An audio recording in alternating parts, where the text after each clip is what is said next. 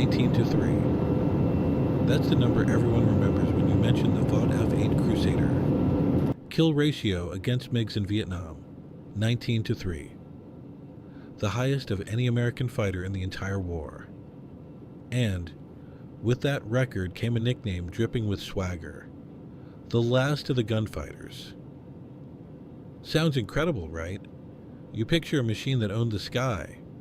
4 20mm cannons blazing, any MiG that dared to close in getting shredded on the spot. But here's the thing, that story, it's one of the greatest cons in military aviation history. Of those 19 MiG kills, only 4 were made by guns. 4 out of 19. Why? Because the 4 Colt Mark 12 20mm cannons on the F-8 were an engineering disaster. Every time the jet pulled hard to get on a MiG's tail, the G-forces were so violent they jammed the feed mechanism solid. No fire, no rounds, just silence. The nickname Last of the Gunfighters was actually written with Sidewinder missiles. And it gets worse. Out of 1,261 F-8s built, there were 1,106 serious accidents. Pilots had to pull the ejection handle more than 500 times. The F-8 was a nightmare for MiGs, but it was the Grim Reaper for its own side. The Navy pilots who flew it didn't need to think long before giving it a nickname, the Ensign Eliminator. History celebrated it. The technical data prosecuted it. So what was the Vought F-8 Crusader really? A brilliant killer or a machine that couldn't stop killing its own? In this video, we're not going to just read spec sheets. We're climbing into the cockpit, smelling the sweat and burning hydraulic fluid, to see how human beings use blood, skill, and sheer guts to tame this beast in real combat. Let's go. October 1962. The world is one button press away from World War III. The CIA has photos taken from 70,000 feet showing the Soviets secretly installing nuclear ballistic missiles in Cuba. But imagery from the stratosphere is too blurry. President Kennedy needs hard evidence, sharp, detailed, undeniable, to expose the Soviets before the United Nations. Problem: Cuban airspace is a death trap. Soviet SAR-2 missiles had already locked onto and destroyed a U-2 spy plane, killing Major Rudolph Anderson. America needed something that could fly into that death zone faster than radar could react and come home clean. The Navy played its ace, the F-8 Crusader, the reconnaissance version of the last of the Gunfighters. To turn a Dogfighter into a spy plane, engineers ripped out the 4 20mm cannons and packed in 5 high-resolution cameras instead. No guns, no missiles, the only weapon, speed. And here's a detail history almost never mentions, and it's genuinely hilarious. The Air Force wanted in on the action with their RF-101 Voodoo recon jets, but their camera systems kept malfunctioning. General Curtis LeMay, the most feared and aggressive officer in the entire Air Force, had to pick up the phone and call the Navy to beg for cameras. The Voodoo sat on the ground for the most critical week of the entire crisis. October 23rd, Operation Blue Moon is a go. Launching out of Key West, Florida, the F-8A pilots didn't fly high.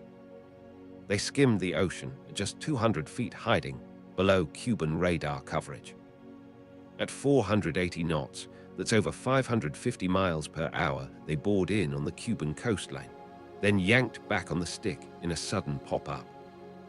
Rising to 1,000 feet directly over the missile sites, cameras firing full blast, anti-aircraft fire bursting all around them. For a few terrifying seconds, they were completely exposed. Photos taken nose down, full throttle out, before the SAR-2 could get a lock. These pilots flew unofficially under the motto Unarmed and Unafraid. One of them later admitted, "Unarmed, yeah." That part was accurate. The other half, I'm not so sure. But in the middle of all that danger, what gets me most is the sheer arrogance of these guys. The ground crew secretly painted a message directly in front of the forward camera bay on the belly of the jet. Smile your on-candid camera. And every time a pilot came back from a successful mission, a dead chicken was painted on the fuselage. A direct shot at Fidel Castro, who, during a 1960 visit to New York, was so paranoid about being poisoned that he demanded a live chicken be killed and cooked in front of him before he'd eat. History is sometimes written in pranks. By the end of 6 weeks of missions, the RF-8 had delivered 160,000 high-resolution photographs. Those images forced the Soviets to pull every missile out of Cuba. The pilots received the Distinguished Flying Cross. The squadron got a unit citation from President Kennedy himself. The tactical lesson here: high-altitude technology like the U-2 can be paralyzed by a sophisticated missile system. But flying low on pure skill, raw nerve, and an airframe built for speed, that can punch straight through the densest air defenses on Earth. That's the victory of tactical thinking over rigid doctrine. December 14, 1967. The skies over North Vietnam. Navy Commander Rich Schaffert is flying his F-8C off Us-Oriskany, escorting a buddy on an Iron Hand mission hunting and killing North Vietnamese radar sites. 2 MiG-17s suddenly appear. Schaffert brakes to intercept, but these guys are sharp. They dump their drop tanks and turn hard to fight. Then 2 more MiG-17s come screaming down out of the sun. 4 against 1. In the first hard turns, the G-forces rip Schaffert's oxygen mask off. He's lost comms. Can't call for help. From that moment on, Schaffert is completely alone up there with 4 MiGs. On paper, the F-8 right now is a flying fortress. 4 20mm cannons, 3 AIM-9 Sidewinder missiles. Schaffert slides in behind a MiG. Waits for the seeker head to growl, that sound that means the infrared is locked on. Fires. Missile 1 flies straight at the target proximity. Fuse fails. Doesn't detonate. Missile 2 goes off course. Missile 3, Schaffert can't even watch where it goes. His entire weapons system just betrayed him. Here's the stat that puts it in context. Across the entire Vietnam War, 372 out of 452 AIM-9s fired missed their targets. Hit rate just 18%, no problem. Schaffert still has the 4 20mm cannons. He's the last of the gunfighters. Remember, he gets a MiG in the pipper, squeezes the trigger. Nothing, dead silence. The guns have jammed. Why? The Mk-12 cannons ran on pneumatic pressure. The violent, high-G maneuvering had bled the system completely dry. And the design that stored spent brass inside the fuselage to protect the engine. Under high-G, casings tumbled and jammed the feed trays. No missiles, no guns. The last of the gunfighters is now just a very expensive target. No weapons left. Schaffert is fighting on pure instinct and tactical knowledge now. 3 of the MiGs run low on fuel and break off. But one skilled North Vietnamese pilot stays glued to him. Here's the technical problem. A MiG-17 is lighter and can outturn an F-8 in a flat, horizontal circle at 300 to 350 knots. If Schaffert panics and tries to turn with him, the MiG cuts inside the circle and guns him down. No way out. So Schaffert plays the only card he has left, vertical scissors, instead of turning horizontally. He yanks the nose straight up bleeding speed, forcing the MiG to overshoot, then nose down again. Both jets crossing each other's flight path vertically, like the blades of scissors, each trying to get behind the other. Sweat burning his eyes, blood draining from his brain as the G-meter spikes, the airframe shuddering at its limits. This goes on for 11 minutes. 11 minutes of knife fight against a MiG with no weapons. That's an eternity in supersonic combat. At the top of the 6th crossing, Schaffert knows he's losing ground. The MiG is getting the angle. One card left, the Pratt & Whitney J57 engine. He rolls inverted, points the nose straight at the jungle floor, and slams the throttle into afterburner. The F-8 explodes forward, leaving the MiG-17 hanging in the sky behind him. Schaffert pulls out just above the treetops, skimming the canopy, and drives the jet home to Oriskany on fumes. He didn't get a kill that day, but he survived 11 minutes against 4 MiGs with no weapons. That fight is the entire legacy of the F-8 Crusader in one story. Bad guns, bad missiles, bad luck. The F-8 didn't save Schaffert. His energy management and survival instinct saved him. And that lesson, that mindset, was the first seed that grew into the legendary Top Gun school.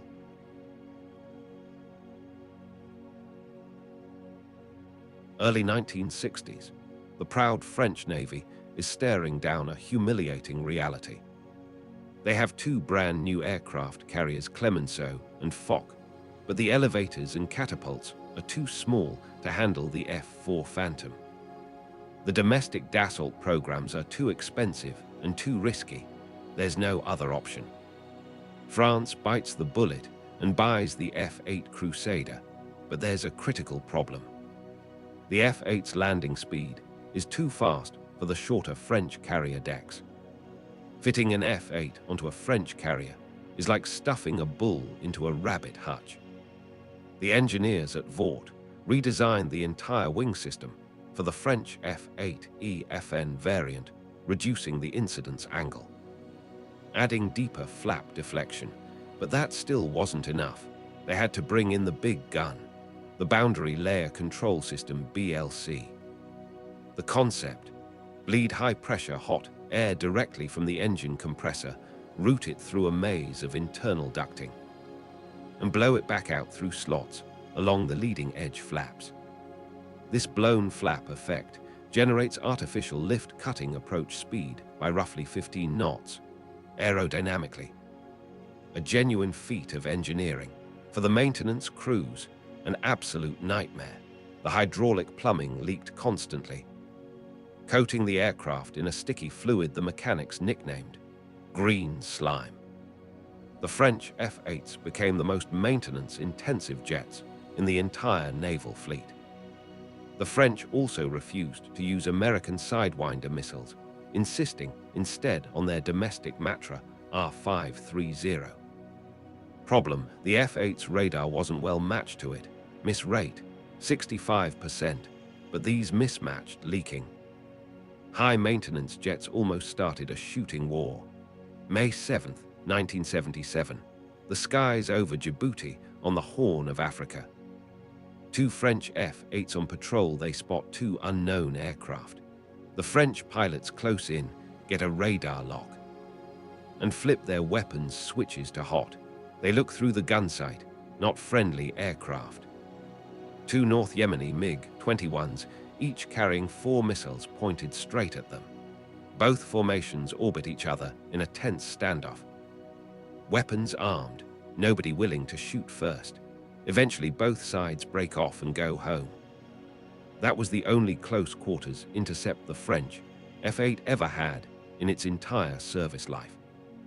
By the 1990s, this 1950s design was dinosaur technology, but the Rafale program was running late.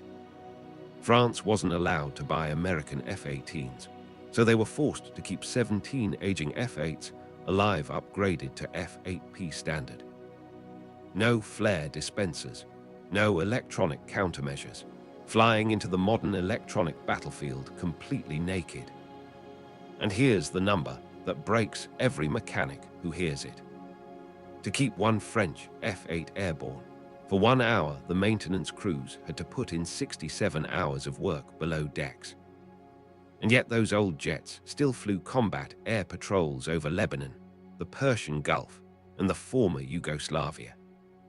The last F-8s on Earth didn't retire until the end of 1999.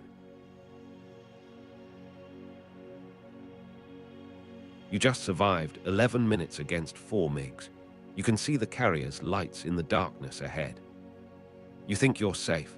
Welcome to the F-8's real killing ground. The F-8 had an accident rate of 46.7 incidents per 100,000 flight hours, double the F-4 Skyhawk, double the F-4 Phantom. The biggest killer of F-8 pilots wasn't enemy missiles. It was the carrier deck on the way home.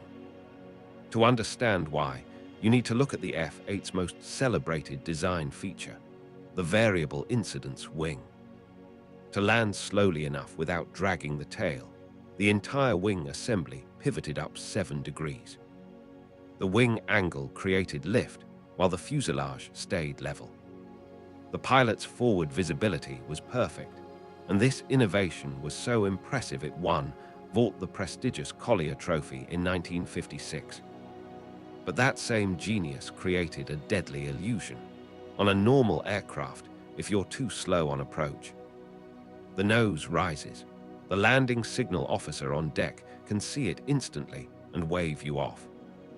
On the F-8, because the wing had already pivoted up, the fuselage stayed perfectly level, even when the jet was dangerously low on energy. Both the pilot and the LSO were being lied to by the airplane itself.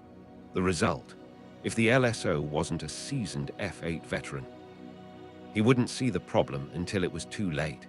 Miss the power call by 1 or 2 seconds, and the sink rate goes vertical. Full throttle can't save you. The tail slams into the edge of the flight deck. Ramps strike. Over 500 ejections across the F-8 service life. But if you think punching out is the answer, listen to what happened to pilot Barry Nunkel. One night, he hits the ramp, collapses the gear, all the electrics go dark. The jet skids off the deck. He ejects horizontally and lands directly on top of his commanding officer's parked F-8. Before he can process that, his parachute gets sucked into the intake of a third F-8 that's running nearby. He's stretched out like he's being crucified. Breaks a lot of bones, cast for 6 months, but landing on the coast jet absorbed enough impact energy that it actually saved his life. Commander John Crash Miottl, US Hancock, 1958. His arresting hook snaps. He hits the barricade net at 150 miles per hour. The net tears off his left landing gear. The jet rolls and goes over the side into the ocean. He has to fight his way out of a sinking cockpit underwater. Dave Fireball Johnson, 1962. The aircraft breaks into 3 pieces and sinks. He's trapped by a jammed foot pedal at 40 feet down, holding his breath. Fighting the wreckage and the ship's enormous propellers, churning the water right next to him.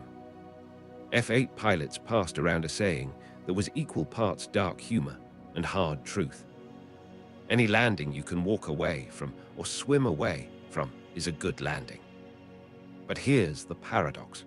That brutality, that absolute refusal to forgive any mistake, was also the greatest training tool in naval aviation. If you could survive landing an F-8 on a carrier at night, nothing in combat could touch you. In the end, the F-8 Crusader lost its throne to the F-4 Phantom, but let's be precise about why. The F-8 didn't lose because it was a bad fighter. It was retired because it cost too much to maintain. Its monocoque structure was hard to repair, and a single engine jet operating over water carried too much risk if that one engine quit. A veteran pilot who flew both aircraft put it this way, and I think it's the most honest thing ever said about these two jets. The F-4 Phantom can make a mediocre pilot look good. The F-8 demanded that you already were good or it killed you. That unforgiving brutality, that zero tolerance for error, forged the most capable naval aviators America ever produced. And when those veterans recognized that long-range missiles weren't the silver bullet everyone promised, they took everything they'd learned in the cockpit of the Crusader and built the foundation of Top Gun. The F-8 Crusader was never a perfect machine. Guns that jammed, fuel burn that bordered on criminal. a carrier landing that could kill you on a good day. But in the hands of the right pilot, it was the sharpest blade in the sky. This airplane represented the last romantic and blood-soaked era of air combat. An era where life and death over the ocean weren't decided by computer algorithms or missiles fired from beyond visual range. They were decided by eyesight, by hand-eye coordination, and by a level of courage that most of us will never be tested on. Man, not machine, was always the ultimate weapon. Among American and French naval aviators, one line has been passed down for decades. When you're out of F-8s, you're out of fighters. Here's the question I'll leave you with. The F-35 today is designed to avoid close-range combat, entirely stealth. Long-range missiles, RE-assisted targeting. But if one day the radar gets jammed, the missiles malfunction, and the screens go dark, would an F-35 pilot have the raw survival instinct that Schaffert had? To go 11 minutes against 4 MiGs with nothing but his hands and his brain? Drop your answer in the comments. There's no right or wrong. Just perspective, and history will be the judge. If this video gave you something, share it with someone who loves military aviation. Not because I need the views, but because stories like this deserve to be heard by more people. See you in the next one.